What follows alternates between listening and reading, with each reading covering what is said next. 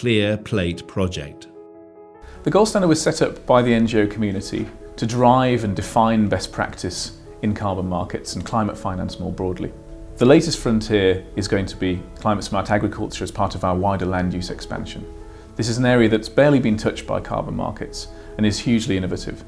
The project with Carbon Solutions Global is a very interesting approach because it combines a number of agricultural changes. First and foremost, looking at the way that tillage takes place. So rather than deep ploughing and leaving soil open for the winter, the ploughing technique is changed and the soil is closed over to prevent soil carbon leaking into the atmosphere. In addition, we have a change to the fertilisers that are being used. So moving away from intense chemical fertilisers to algal-based fertilisers. One of the great things about climate smart agriculture is that it really combines the best of carbon reduction, mitigation of emissions from the agricultural activity with improvements to the quality and the productivity of the land. And therefore, in this particular project, what we should see is increased productivity, so a greater yield of crop and a higher quality of crop within that. We think that the way that commodities are produced will become much more sustainable over time, and so it's important to drive that, to blaze that trail through carbon markets, through the application of carbon finance to accelerate changes to the way that land is used.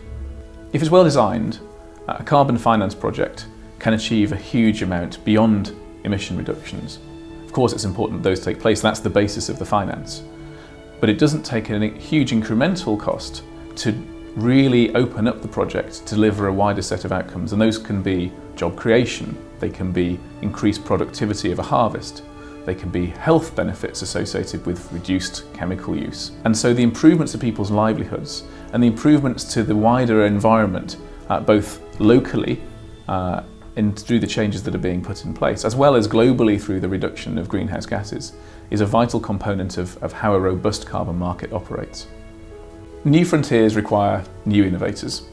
We think there's vast potential for climate smart agriculture practices, sustainable agriculture practices, to drive and expand around the world. And this beginning is the project in Hungary through the partnership with Carbon Solutions Global, where we will demonstrate how you can deliver climate smart agriculture in a robust way, how buyers can have confidence in agricultural carbon credits, and how communities can benefit in a range of different ways from the application of new approaches to the way that they farm.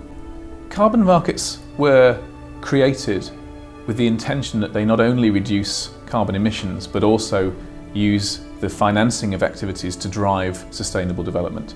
And that's the heart of what the gold standard is about, driving environmental integrity, so a tonne of carbon is a tonne of carbon as described, but also that those projects are designed in such a way that they maximise the full potential of the income being received to drive sustainable development outcomes, whether that be job creation, greater productivity of agriculture as in this case, or wider health and social benefits.